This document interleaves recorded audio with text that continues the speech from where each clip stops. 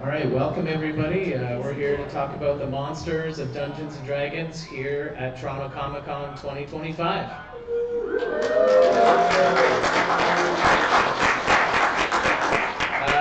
We're actually a couple of your fan meetups ambassadors, so if you haven't checked out fan meetups, we host live games and conversations over the course of the year in between all the different cons that Fan Expo puts on. My name is Jeremy Johnson. I will be one of your co-hosts. And I'm Angelo Garcino, the other one. We're also with a group called Unite the Factions. You can see our website up here. It's unitethefactions.com. We're also right next door in room 203A and B, running Dungeons and Dragons and other tabletop role-playing games all weekend long. So if you would like to learn to play Dungeons and Dragons, you can pop in for a half hour or so and learn to play. Or we got some games that are running longer. So, why are we all here? Yeah, so for anyone that doesn't know what Dungeons and Dragons are, before we jump into the monsters and such, it's a storytelling game. So unlike a game of like Monopoly or Uno, the object of the game is not to win. Instead, the object of the game is to have fun and build some relationships and friendships along the way. It's a very social experience where, bonds develop between players, and you have a collaborative storytelling experience where everyone kind of has their input and has the way to influence the story as you go. So, just in terms of how you play Dungeons and Dragons, obviously someone needs to know how to play. Someone needs to know what the rules are and such.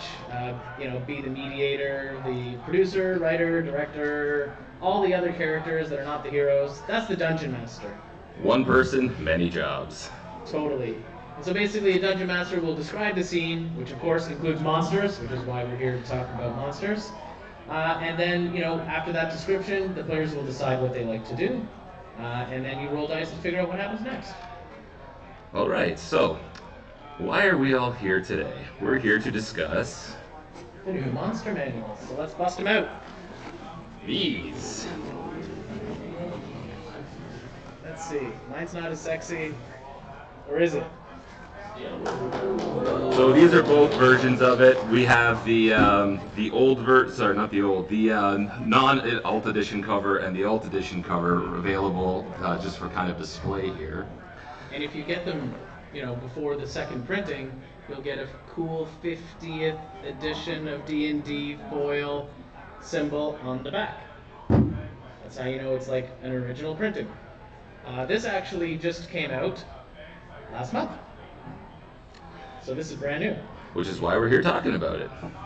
Yeah, so just to give you a quick overview, the core books of Dungeons & Dragons, there are 3 of them. The first is the Player's Handbook, and then the Dungeon Master's Guide, and of course the Monster Manual. And the 2024 Monster Manual's cover was designed by an artist named Tyler Jacobson, and it features some of the more prominent heroes from the Forgotten Realms.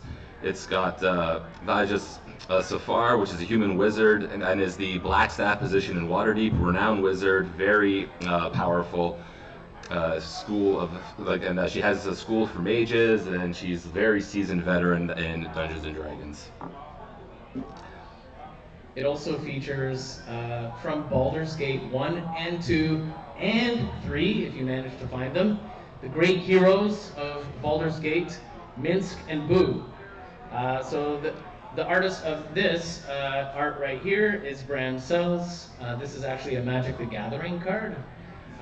So Minsk is a human ranger, but who cares about Minsk? The real hero is Boo. All right, so the miniature giant space hamster. Yes, and so not just a hamster, they are a monster that you can find in some books, including a mention in the Dungeon Master's Guide, as well as Spelljammer, which actually features the name in the monster book for that set, Adventure in Space Boo's Astral Menagerie. All right, but then we have the alt cover.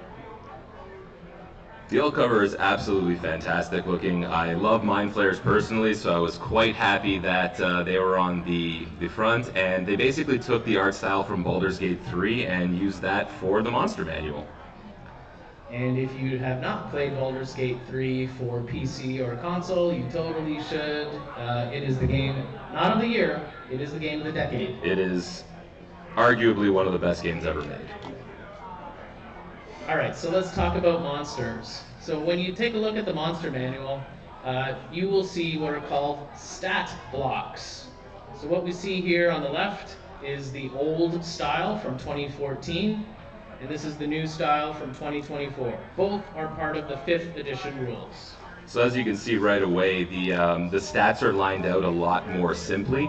You can see that instead of having just a modifier in brackets, they've got it broken down so that they've got the modifier, and if there's any extra saving throw proficiency involved there, right all at the top so you don't possibly miss it underneath where they used to be before. And instead of just having a species name as a monster like you see in 2014, it just says, this is a goblin. Now they have broken them down, and you'll see that this one in particular is now called a goblin warrior. They also have like a goblin, like they have smaller goblins that are considered like goblin, like NPCs basically. They're just like a smaller block, and then they've got the goblin bosses and such that also are bigger, that kind of to kind of flesh out and give more options for goblins other than just the 2 that there were in the previous ones. And it just looks cleaner. So these screenshots are actually from D&D Beyond, but you will find them laid out almost exactly the same way in the book if you read it. So let's take a look at another monster stat block here, the famous Beholder. So the Beholderkin are my favorite monsters in Dungeons & Dragons because I love the randomness of the eye rays. So some of the changes that you can see here in the stat block compared to the old one is you'll notice that if you are familiar with how the old stat blocks were, some of the eye rays felt like they didn't do anything. Like, you know, they just make a save and nothing happened if they made the save, or even if they made the save, sometimes it was just like, oh god, they got lifted up a little bit, or they were charmed and the charm effect got broken. But now all of the rays deal damage. So the charm ray now doesn't just have a charm function to it, it also has a rider that it can be broken if it takes damage, and it will take 3d8 psychic damage before that, and then it applies the charm condition. So it's kind of intelligently so that it won't break itself. Yeah, and for those of you not familiar with Beholder, it has 10 eye stalks, and it's each one of those specific eye stalks that has one of these different rays. And my favorite ray, of course, is The disintegration ray. Yeah, so if you're a dungeon master, you're gonna have a lot of fun, reading through these books and finding ways to have fun with your players. I didn't say kill. Sorry, I always have to say this really slow. Kill the characters. Because I'll call him out every time if he's killing players at the table. The other thing that they did, they gave a lot of bigger monsters, more legendary resistances, and different legendary actions.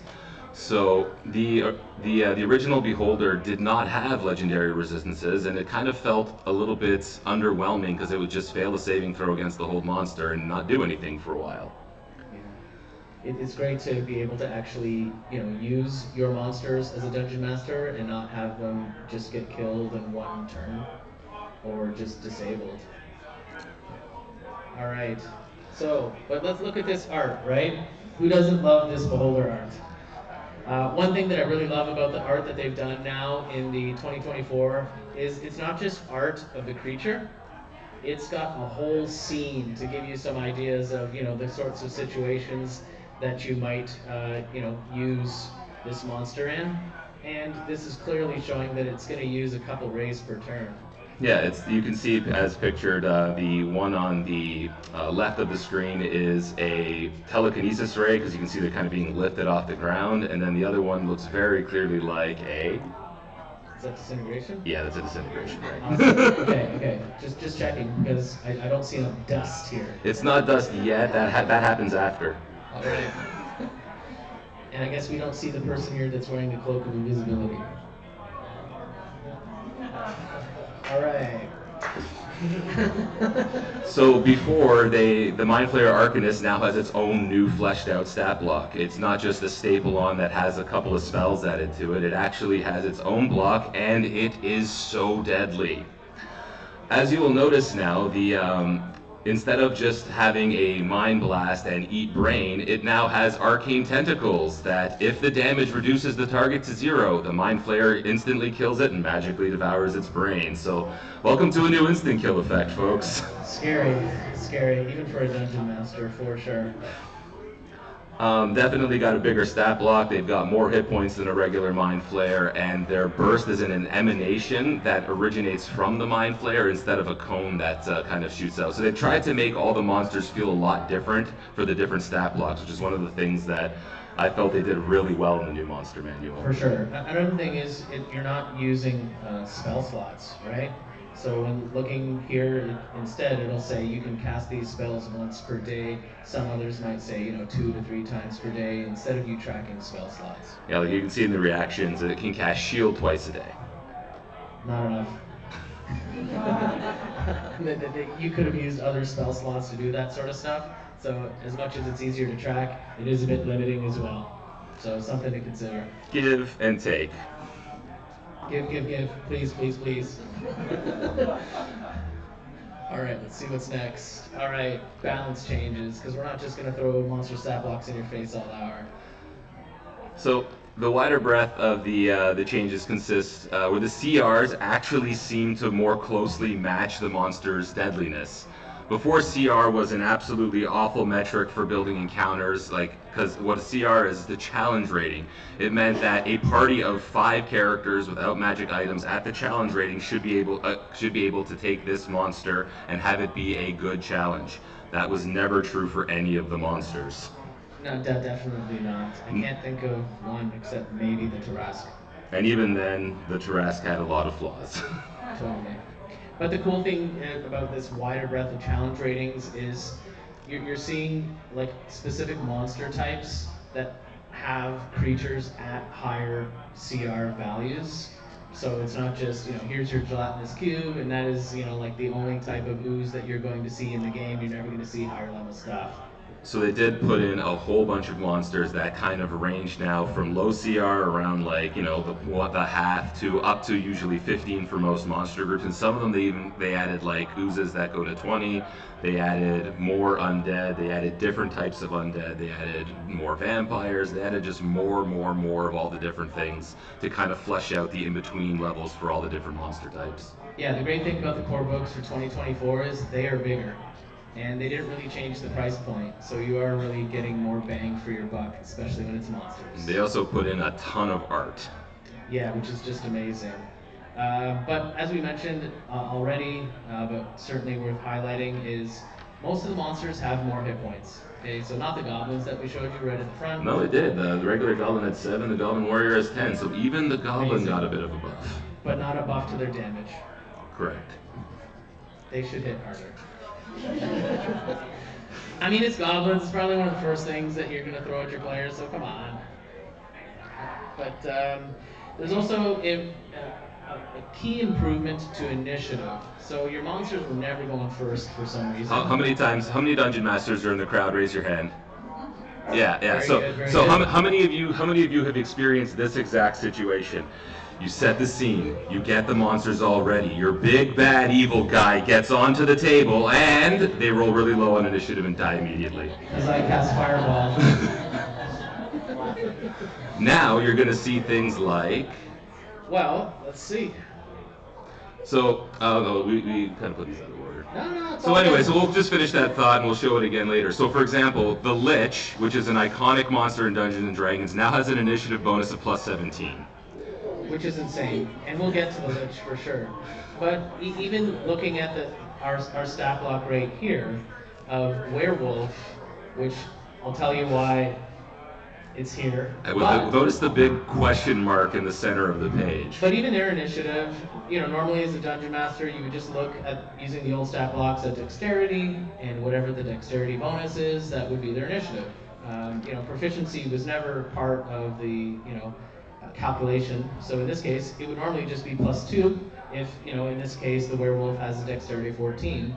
But in case you can't read the text in the front or the back, they have an initiative of +4, which, is still helpful, but certainly not as high as the Lich. No.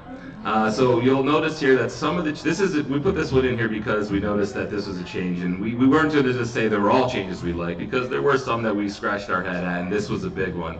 Notice how the werewolf no longer has any resistances or immunities, and there is no mention of silver weapons in the entire stat block. In fact, I was on Instagram this morning, and they were talking about lycanthropes on the D&D Instagram account.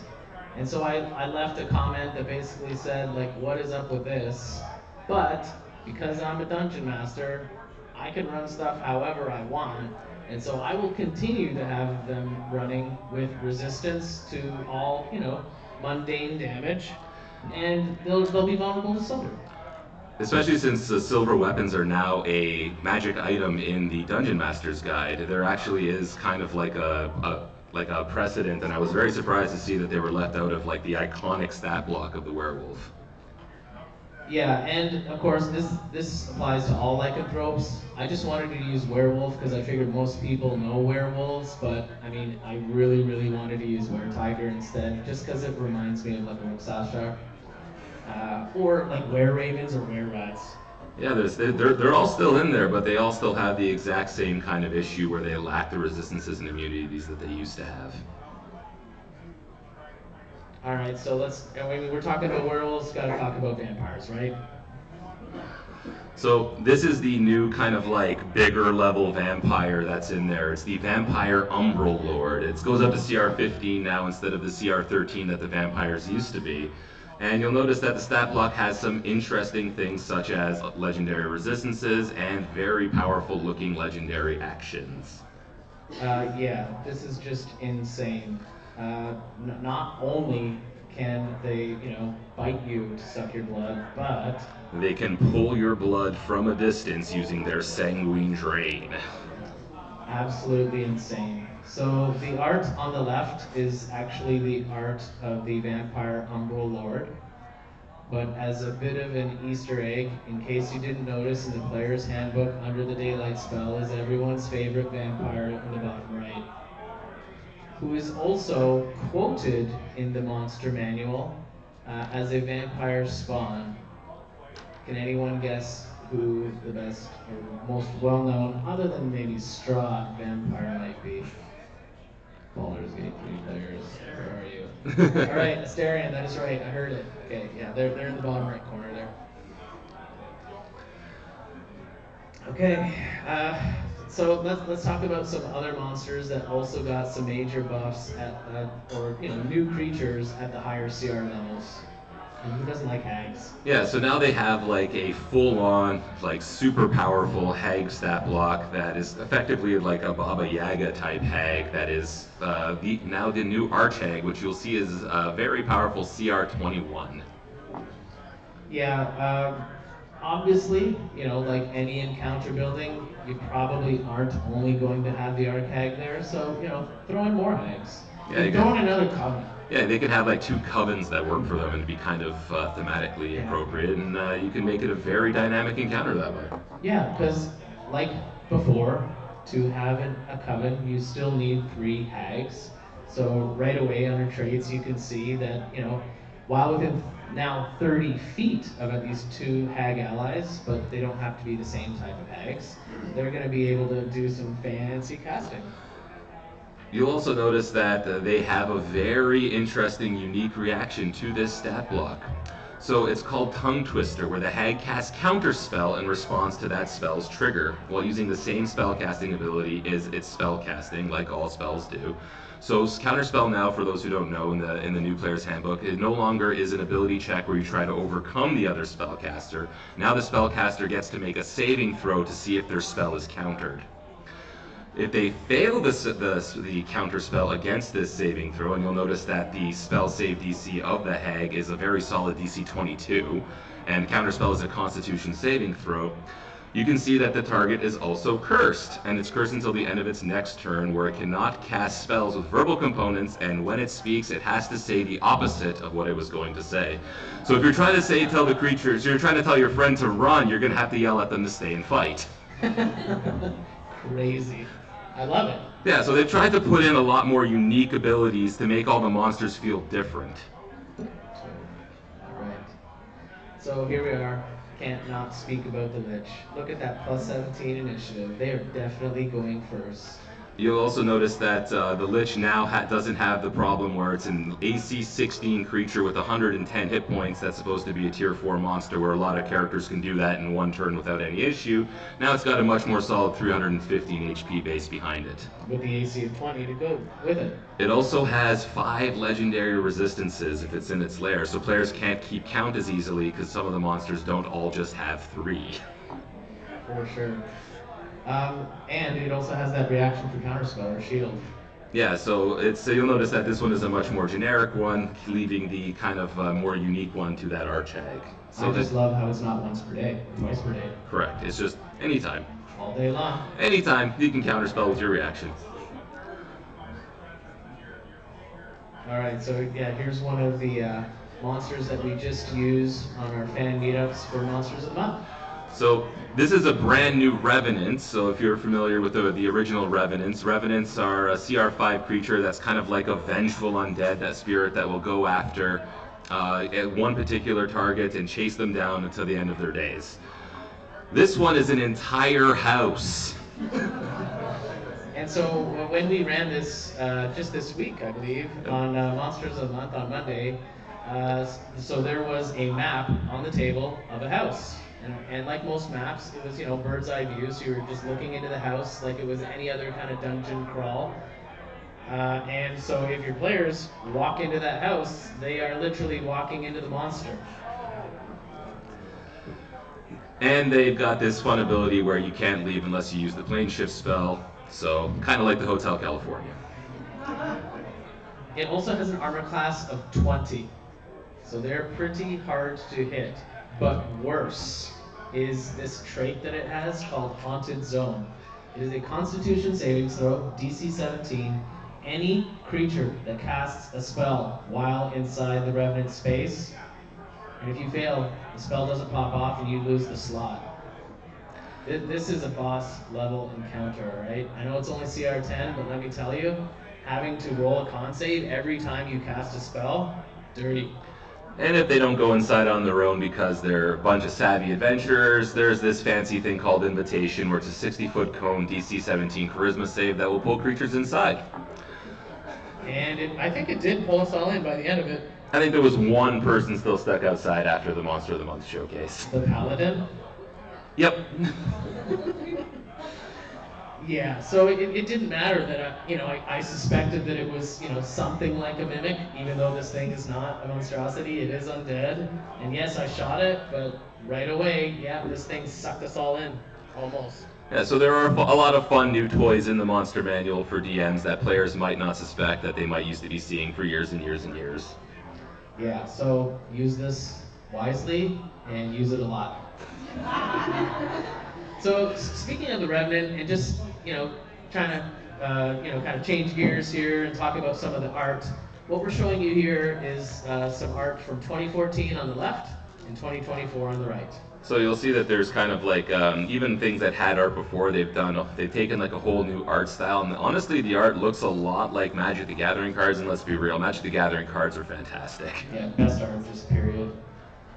And then these are the Revenant that we were talking about earlier. Yeah, so the original Revenant is on the left, and that's the new Revenant art on the right. You can see that they're pointing like I'm coming after you and you alone. Yeah, great monsters, and as a dungeon master, a lot of story elements that you can put in with a Revenant as well. If you have a murder hobo party that kills an entire tavern full of people for no reason, they all come back as Revenants and chase your party down. I don't want to play that game. I didn't ask how big the room was. I just cast Fireball. I didn't know that was going to happen. And now they all came back. All right, so let's take a look at dragons. We're talking about Dungeons and Dragons, so obviously we got to talk about dragons. And this is some dragon art again. 2014 on the left, 2024/2025 on the right. And you can see that they've taken a much more scenic approach to the art style than they had before. And I gotta be honest, I am more afraid of the new red dragon than the old one. The old one looks like, you know, you might have a conversation first, whereas, you know, this one looks like everyone's running away. So maybe I would as well. That said, I am a little disappointed with the red dragon that they chose to use in the monster manual. And because this is the red dragon that they should have used in the monster manual. Let's be real. Come on. Who's seen the D&D movie, right? All right, we'll flip back here just for a second, then we'll look at it again, because why would we not want to? All right, so this is the new art for Tiamat from the newer books. As you can see, again, you know, massive scene here. They're going, again, for a big landscape type of art. It even looks like there's a giant that's fallen in front of them. Yeah, so that's kind of to show the scale, right? They've got a whole giant at the bottom, and Tiamat just towers over it, right? So, like, Tiamat's a legendary monster that's going to be like a final encounter for a campaign if you're even going to use them. And that's just showing you the scale. Yeah. And even though it's an end of campaign level monster, you're probably only fighting an aspect of Tiamat. Yeah, because you don't actually fight the gods. Yeah, exactly. So yeah, if you can see right in the middle of the picture there, you know, there is what looks like maybe a sorcerer or wizard that is standing up to it. So yeah, this thing is like crazy huge. And here's the original art from the 2014 Tyranny of Dragons for Tiamat. Which is still nice, but is lacking that grand scope. Yeah, for sure. Okay, more Thumbershot. Like should have been in there. And if you haven't seen the Dungeons and Dragons movie, now you have a reason to go and see it. Okay, you need to see this dragon in all their splendor. All right, so let's take a look at the dragon stat blocks. And dragons not only look cooler, they are cooler. So right away you'll notice that the armor class has been buffed. The HP has actually been slightly dropped a little bit, but that's because they've given it a plus 14 initiative bonus on your Ancient Dragon. So now your Ancient Dragon is going to go first and go often. And they've also done a lot of things to make it kind of a little bit more balanced, where they've given it more legendary resistances and even more if it's in its lair. And the one thing that I really like about these new stat blocks is that they've made all the legendary reactions for the Ancient Dragons a little bit unique. Yeah. In this case, it looks as though Commanding Presence is a legendary action versus... just like an area of effect that happens. Correct. And it's command, instead of like a frightful presence, as a lot of dragons used to have. Which, you know, if a party's got a paladin, they might even be immune to. Exactly. So what you see is that the old legendary actions, every single ancient dragon in the book had those exact same 3 legendary actions. They had Detect, where they could make a perception check, they could swing with their tail, and they could fly away with wing attack. And one thing that I like too is we also have some spells here that they've been given. And better than that, one thing that they always did with the 2014 stat blocks is if a creature had multi-attack, that means, you know, maybe they're biting, clawing, using their tail, all that kind of stuff. But with the new 2024 manual, you can replace one of those attacks with something else. And they'll describe what that something else is. And in this case, you know, you can cast Scorching Ray at level 3, which, you know, is one up from the regular level. Yeah, so you can, like, you know, rend something twice with your claws and jaws, and then blast a bunch of Scorching Rays at something else. Yeah, awesome. And Fireball, oh my gosh, yeah, let's do it. How can a red dragon not have Fireball? Yeah, so you also see that in the legendary actions, it has the ability to use Fiery Rays, where it uses its legendary action to also cast Scorching Ray. It also combined the kind of wing attack and tail attack in the old block into Pounce, where it can now move half its speed and make 1 rend attack as a legendary action. Awesome. All right, so just to kind of recap here, after talking about all these monsters, maybe you want to play some. So if you are new to playing Dungeons & Dragons, one great way to get into it is something called Adventures League. It is an organized play program, official from Wizards of the Coast, the publishers of Dungeons and Dragons, and it allows you to take your character from table to table. Most of the games that we're running this weekend are part of this system, such that you can, play them at a convention, your local gaming store, if they run games like that, a library, or even online, or at home. And so now we'll kind of go ahead and take any questions that you guys might have about some of the new monsters and such. Yes, at the back there.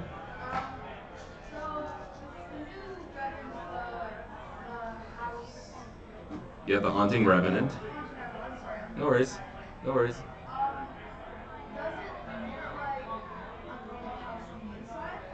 So we had a question that asked if the Haunting Revenant looks like a normal house from the inside. And the answer is yes, because a Haunting Revenant is a very, very angry gargantuan spirit that has taken control of an entire house and uproots it and walks around. I almost want to go back to the stat block and talk about what happens if you destroy it. Yeah, go ahead. We can flip back.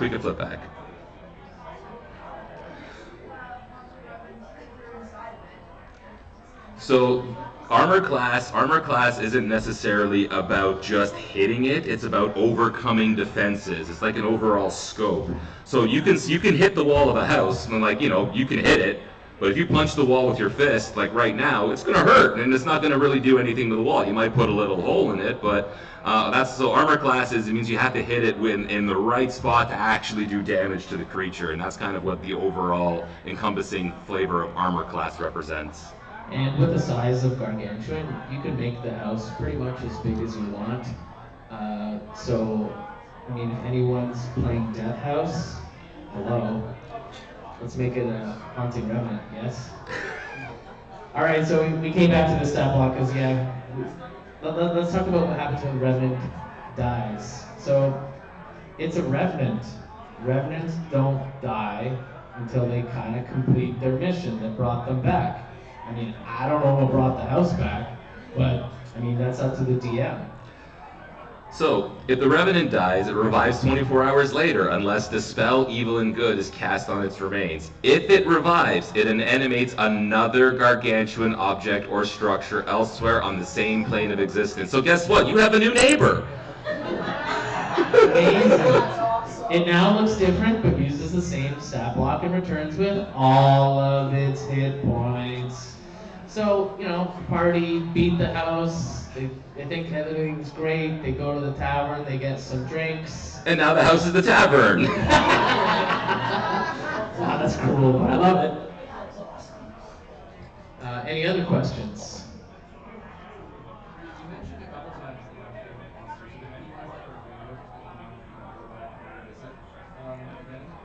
So the question was, I believe, are there any monsters that have been reworked that I would want to go back to?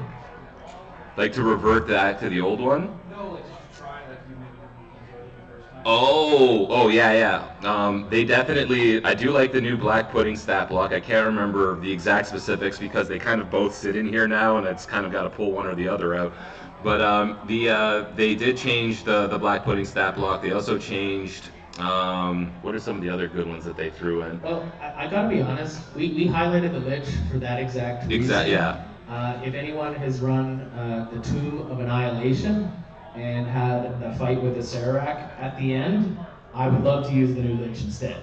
So they also, speaking of the Lich, they also really changed the Demi-Lich. And because the Demi-Lich used to have 20 AC and only 80 hit points, and now it's got something like closer to 350. So it's still got all the resistances to all damage, and it's got a lot more kind of like deadly area of effects because it's that like really powerful floating skull presence of a Lich. And they did that to a lot of monsters where they kind of really buffed up the ones that needed buffing up.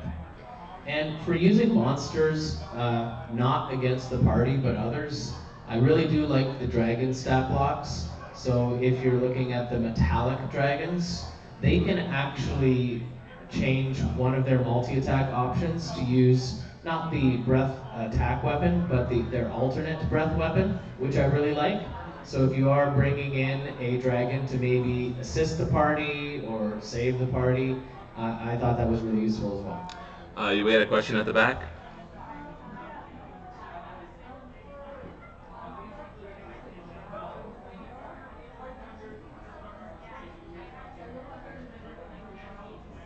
Okay, so the question was, are they keeping sunlight sensitivity for Underdark creatures like the Drow and the Duragar? And I think it's worth mentioning that they are not in the monster manual for 2024. That's okay. Uh, but the drow that are in the player's handbook do not have sunlight sensitivity anymore, so I don't suspect that they would either.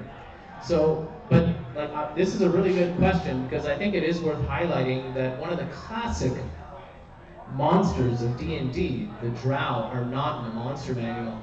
They're not considered monsters anymore because they are people too, which is, no, it is part of, how the world of Dungeons and Dragons is changing for the better. And instead, they have generic stat blocks for all sorts of different like creatures that you can then, all sorts of different humanoids that you can then turn into whichever species you choose. But then they're going to do the monster stat blocks for them anyway in the new Forgotten Realms books that they're putting out at the end of the year, or so they say. That's we don't know yet for sure, but that's what they're saying. Any other questions? That hand went up slightly faster. We'll get to yours in a second.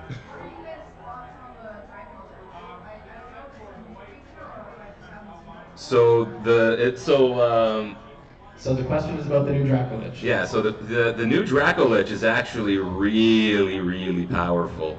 So the new Dracolich actually now has a 60-foot aura where you can't heal around it. Yeah, so if you play Baldur's Gate 3, you know what that's like. And we're actually writing an adventure that includes it because, we love this new stat block. Yep, one of our adventures that's coming up for a convention in October is going to feature a Dracolich Big Bad Eagle Little guy. Spoiler alert, hopefully you're not going to GameCon. And even if you are, it's in the title. Come to GameCon, it's cool. All right, I think we have time for maybe 2 more questions. Get you at the front here.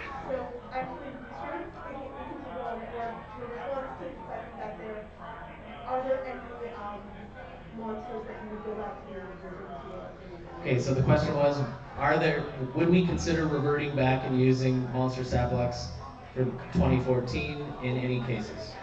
Absolutely for were creatures. I don't think I could definitely use the new were creature stat blocks knowing that the other ones exist. Yeah, I second that. I've been wanting to talk about lycanthropes for a long time, and I'm glad I had the opportunity to do that here. Yeah, that's definitely one of them where I feel like that was the one fumble they had in this new monster manual. The majority of it is absolutely fantastic, and it's a lot of fun for DMs now that you're going to have much more varied and powerful creatures to work with, but that one I feel like was a little bit of a fumble. Any other questions? We got time for like one more. Really simple one. Did the original werewolf have a longbow? Because I know the new stat block, it had a longbow. So that's so I can't remember if the old one had a longbow, but what they did is that they took some of the creatures, like we didn't feature it, we were thinking about it, but the Tarrasque, the biggest problem with the Tarrasque was, for anybody who wasn't aware, is that it had absolutely 0 ranged attacks. Now it has like a 150-foot range cone attack that it can do that kind of compensates for its fact that it cannot hit things that it used to be able to not hit things at range. And they did actually kind of give a lot more variability like that. That is a good point. That's where I do not believe that the old werewolf had a longbow. All right, so again, if you'd like to play D&D with us, you can check us out online at unitethefactions.com. If you'd like to play sometime this weekend, we are right next door over here in 203 A and B. But if you would like to win this copy, this specific exact copy of the new monster manual, we are looking to raise money for Sick Kids Hospital in Toronto. If you see the QR code here, sorry people online, this will be in person only. But if you'd like to make a donation directly to Sick Kids via this link, and you give us, we will have your email address, and we will be having a draw tomorrow at noon on Sunday. And if you are still here, and you get our email, you can come and pick it up. We really appreciate anything you can donate. And of course, like any donations here in Canada, if you donate more than $20, you're going to get a receipt for tax purposes. And this link is directly to them, not to us. So We don't handle it at all. It goes directly to Sick Kids Hospital in Toronto. yeah, it's just part of our campaign working with Sick Kids Hospital. And if you didn't catch this QR code, you can just come visit us next door, get a good look at the book if you'd like. And if you want to just go to our website, this is our QR code. Again, it'll just go to unitethefactions.com. You can join our Discord server, email list, and check out our YouTube channel where we will post this chat later. So thank you very much, everybody. Yeah, thank you all for coming. Bye, Twitch.